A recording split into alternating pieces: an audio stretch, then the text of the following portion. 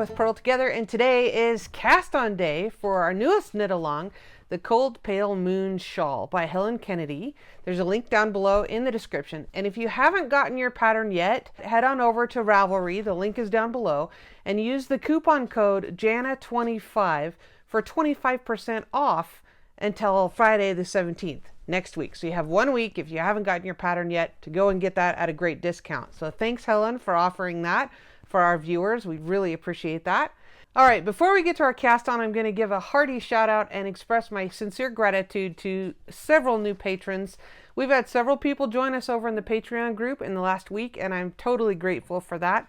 Patrons are the people that help keep these videos coming to you each and every week. So if you want to head on over to patreon.com/Purl Together and see what I'm offering for just your pledge of a few dollars a month, there's the link down below in the description. So a great big shout out to Darlene, Rebecca, Cheryl, Saraj, Pam, and Brenda. Thanks so much for joining us. I definitely appreciate it. To begin the knitted cast on, we're just going to make a slip knot. So that's super easy. I'm assuming you know how to make a slip knot, but if you don't, we're just going to take the tail in the left hand and fold this over so the right side of the yarn is coming over the top. And then I just take this down and around underneath and pull it up through the loop I just made. So it doesn't matter if you leave a very long tail or not for this cast on, because unlike the long tail cast on, you just need to have enough to weave it in comfortably. So we're just going to put that on the needle, and you want to have your working yarn coming off the right hand side. And then we'll just go into that first stitch like you're going to knit into it, hence the name, the knitted cast on. So you don't want to have your slip knot too tight. You knit into that, just a regular knit stitch like normal, and then you're going to take your right hand needle and tip it away and down so that you can take the left hand needle and go into that stitch and put it right back on. Now we're going to knit into that second one again, just like normal, and I'll show you again. Pull that loop through, take your right hand needle, point away from the left and point it down away from you. That will allow you to take the left hand needle and go in underneath and put it back on the left side, on the left needle. So we'll do that a few more times.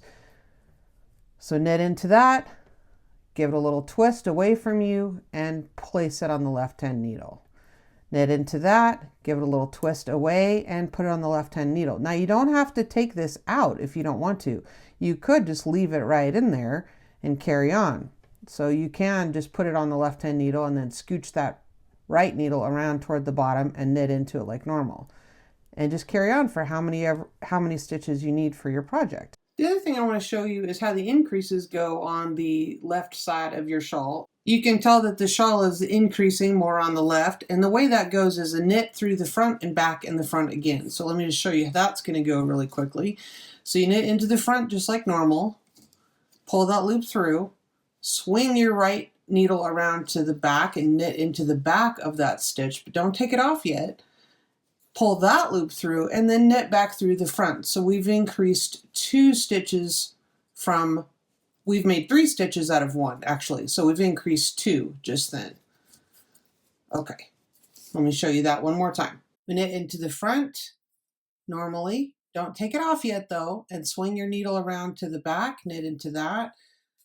And I pull through a little bit extra on the loop just to give myself some slack to go back into the front for the last time. Okay, and then make sure I pull a little bit more slack right there, just so I don't have a bunch of, puckering or tension issues. All right.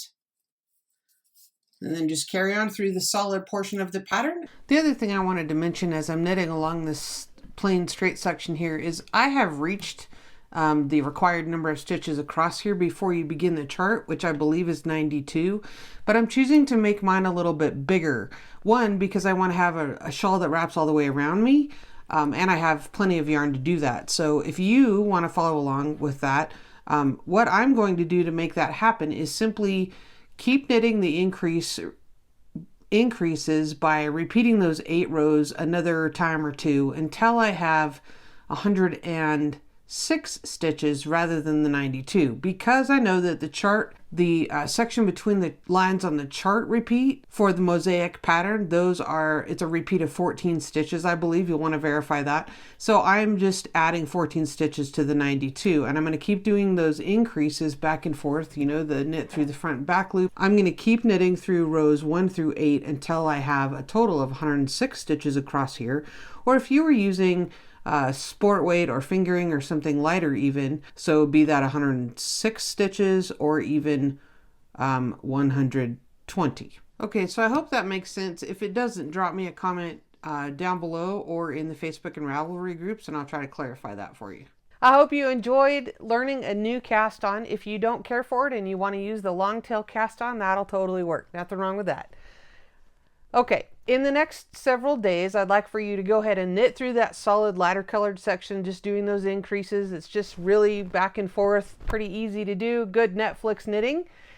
Then, in the next day or two, I will upload a separate video on how to read a mosaic chart. So if you're pretty speedy and you need to get on with the chart section, that will be available just in the next day or two. Then next week, I will also upload a video about maintaining tension when working mosaic so that you don't end up with any like puckery, weird spots that are difficult to block out. Okay, see you next time, and thanks for watching.